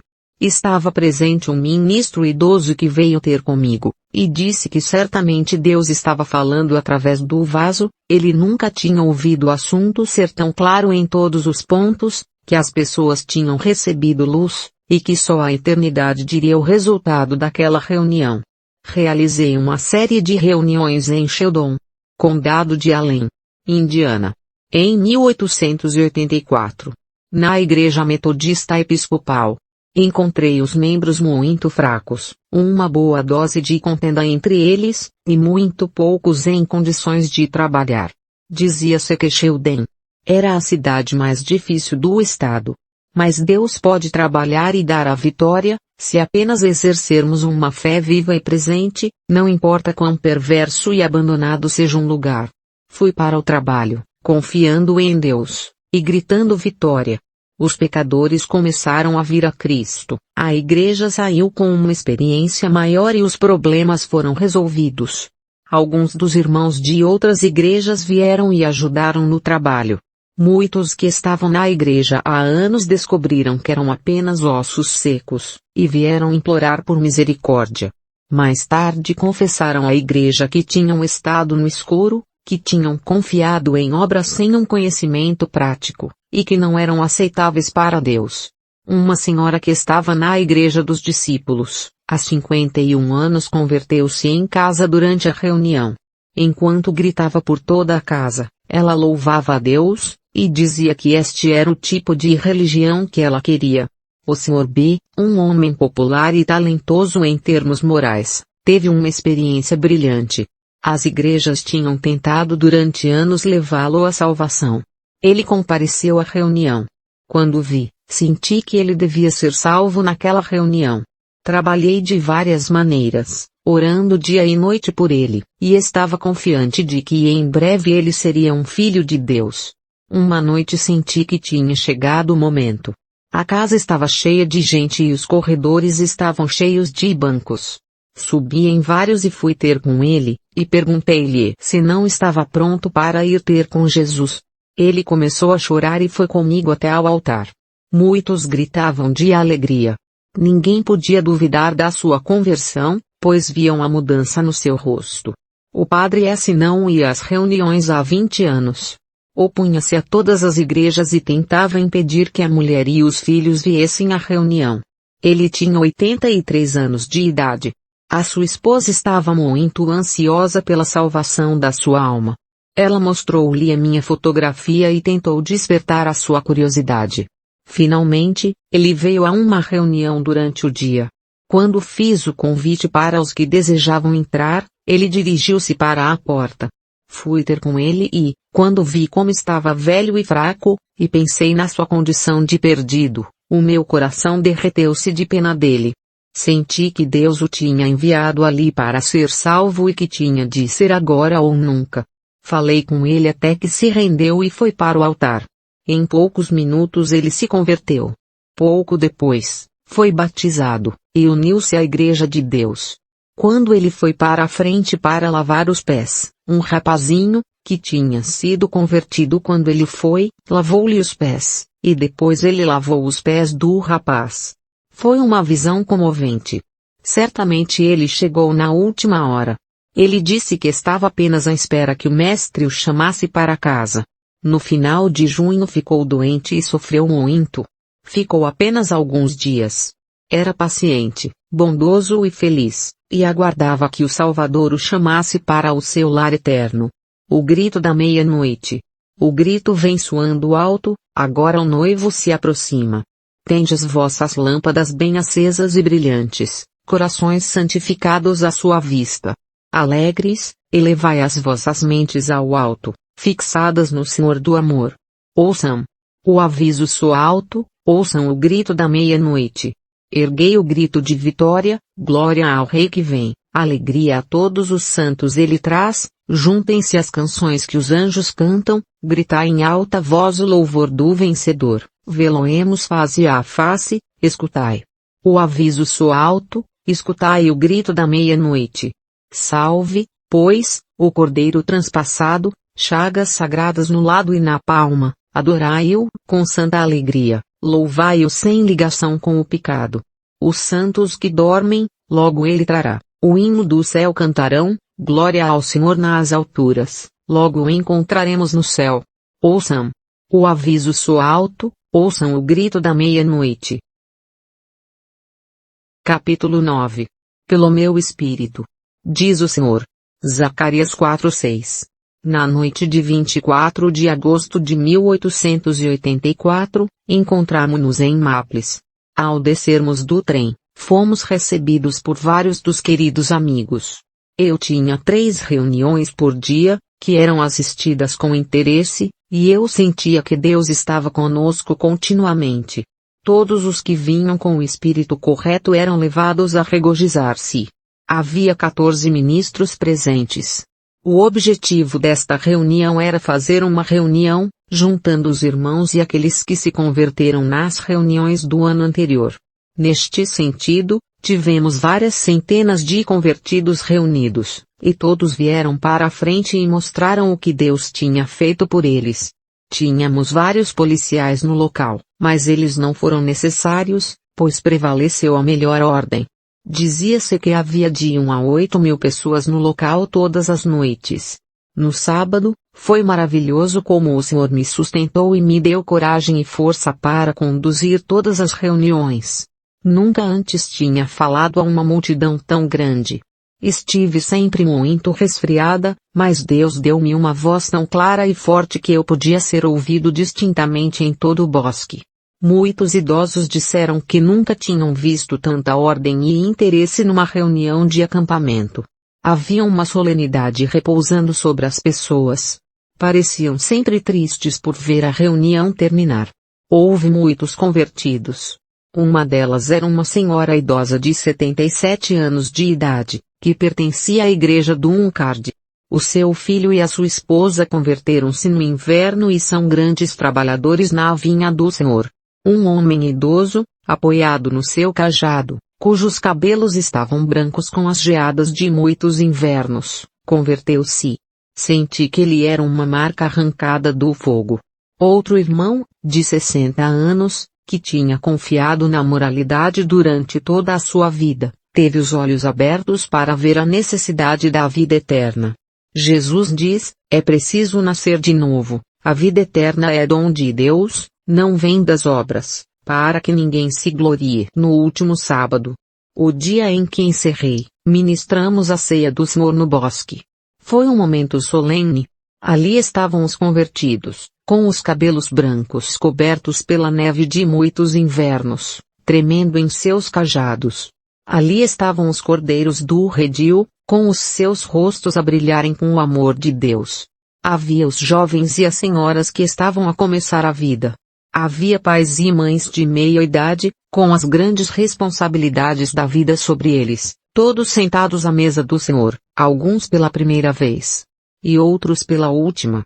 Em New Haven, por pedido sincero do irmão S., o pastor, comecei uma série de reuniões em New Haven, condado de Allen, Indiana, na igreja metodista.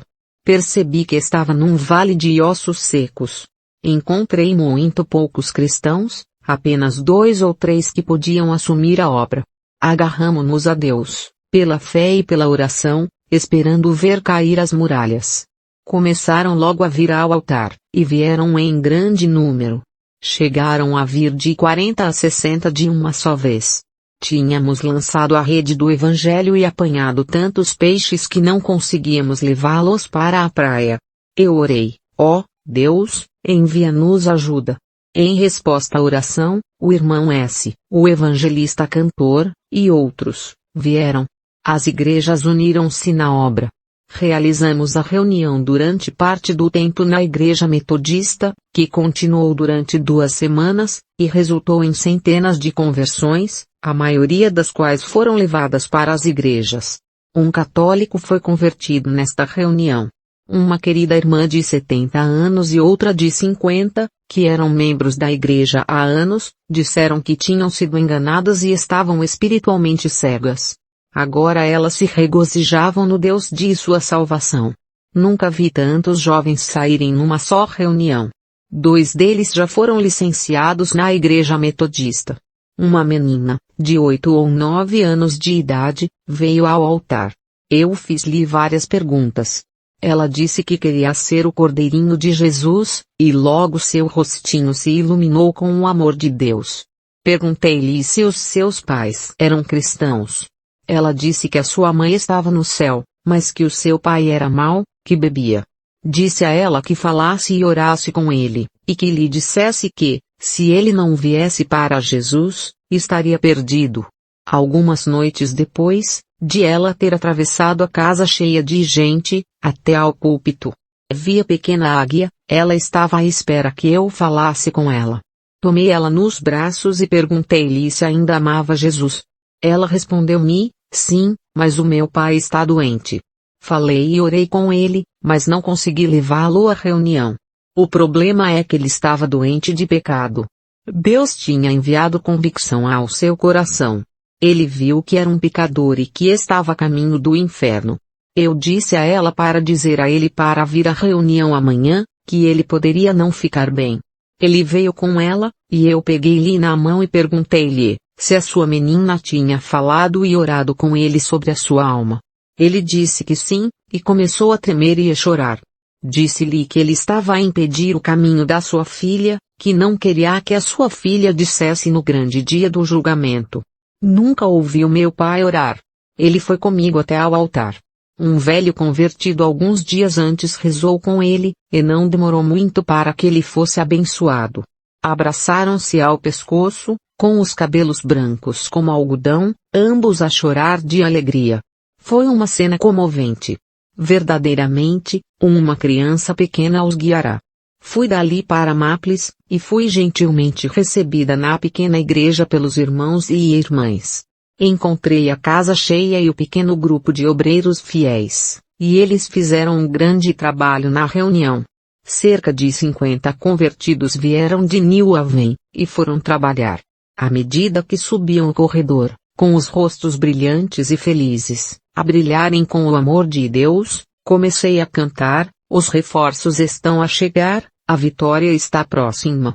As pessoas em Mápolis conheciam a maioria dessas pessoas, e ficaram surpresas ao ver a grande mudança nelas. Quando uma após a outra se levantou e testificou da salvação e do amor de Jesus, em seus corações, e exortou os pecadores a fugir da ira vindoura. 2 deles eram meninos. Eles tinham caminhado de New Haven, 8 quilômetros, para estar nesta reunião. Eles falaram como pequenos pregadores. Tivemos um tempo glorioso. O avivamento começou imediatamente. Continuamos a reunião durante 10 dias. O poder de Deus foi maravilhosamente manifestado. Depois de Little River, fomos a Massillon, no sábado e tivemos 3 reuniões na igreja, e a casa estava cheia. A igreja de Massillon tornou-se de fato uma cidade edificada sobre um monte. Dos 100 que se converteram no inverno passado, disseram-me que estavam todos firmes. Bendito seja o Senhor. Estavam quase todos ali para falar por si próprios. 6 ou 7, levantavam-se ao mesmo tempo para falar do amor de Cristo. Oh, como eu louvei a Deus quando vi os rostos felizes dos queridos irmãos e irmãs, pais e mães, e os jovens, que eram quase como meus próprios filhos, tão fortes e firmes, e determinados, pela graça de Deus, a continuar até chegarem à bela cidade de Deus. Enquanto realizava a reunião na Woods Chapel, fui com vários irmãos e irmãs visitar um homem idoso que não podia ir à igreja. Ele estava a procurar o Senhor há algum tempo, mas não estava satisfeito. Mandou chamar-me. Ele mal podia esperar até que eu chegasse. ele encontrou-me à porta. Estava muito fraco. A casa estava cheia, e tivemos um momento muito solene. O velho foi salvo, ele exortou e louvou a Deus. 2 outros homens converteram-se, e todos nós nos regozijamos. E louvamos o Senhor. Houve gritos no céu quando os anjos levaram a notícia de que o filho pródigo estava a voltar para casa. Uma noite, no final da reunião, chegou um mensageiro dizendo que ele tinha morrido, e pediu-me para ir pregar no seu funeral. Choveu toda a noite e, quando parti, ainda estava chovendo. Tive de percorrer 8 quilômetros a cavalo, mal me conseguia sentar. Eu sabia que a casa estaria cheia, e assim a encontrei. Sentia-me muito fraca, mas confiei em Deus. E pedi-lhe que me desse força e voz.